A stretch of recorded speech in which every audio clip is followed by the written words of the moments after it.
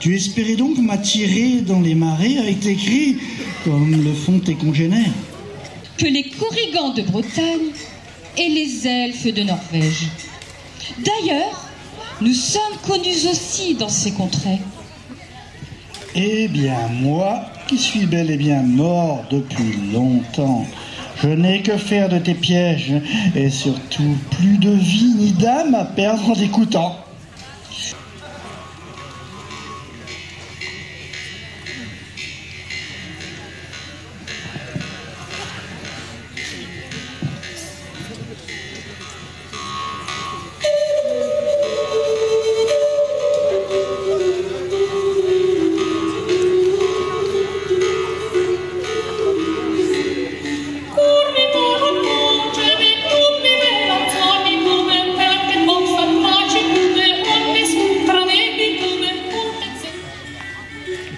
Depuis toujours, le clergé en était dispensé.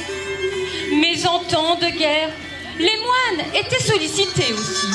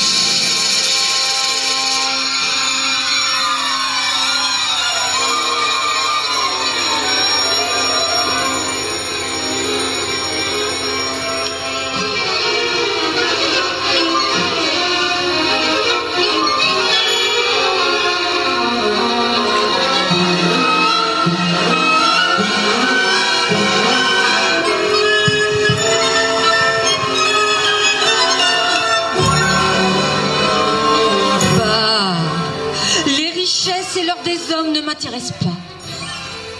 Mais je me suis bien amusée avec la cupidité de celui-ci. Il y a, depuis lors, un coffret plein d'or qui repose au fond du marais, dans les bras d'un squelette. Il y restera sûrement jusqu'à la fin des temps. Mais dis-moi, pour un moine, tout fantôme que tu sois, tu ne sembles pas avoir beaucoup de compassion pour tes frères humains. Certes, mais c'est parce que je sais maintenant comment cela finit pour chacun de nous. Je n'y étais pas encore, loin s'en faut, quand quelques ermites ont bâti chapelle dans cette vallée, à la fin du XIe siècle. Ce qui allait devenir, en 50 ans, la puissante abbaye de Saint-Nicolas-au-Bois. Tu vois, sans l'avoir vécu, je connais bien l'histoire de mon pays. Des grands rois Louis le IXe, celui qui devint Saint-Louis. 3 jeunes nobles flamands étaient venus apprendre la langue franque dans notre région. Ils étaient les hôtes de l'abbé de Saint-Nicolas. Ils adoraient la chasse et nos bois ne manquaient pas de gibier.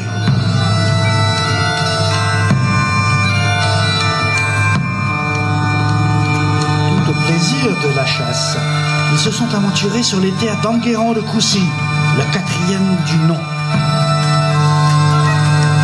Mal leur en prit, car il les fait brancher à un arbre comme de vulgaires braconniers.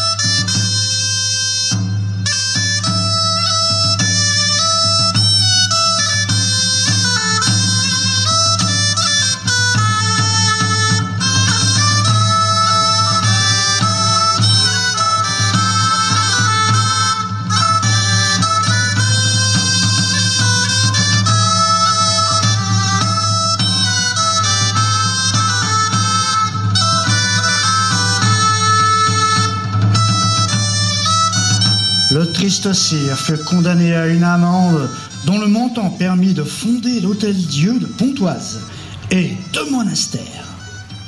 Ce n'est pas tout.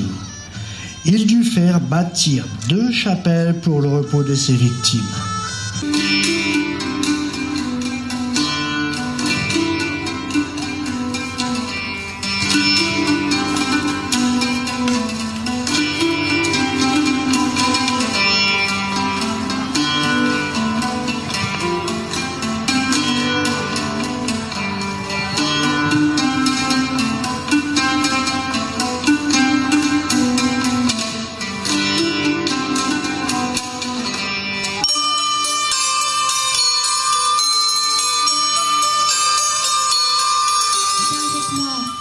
Et vous tous, suivez-nous, venez rejoindre le monde des fées. Allez, venez avec nous, venez, suivez-nous dans la cour du Tortoir. Les elfes, les feux follets vont commencer leur sarabande.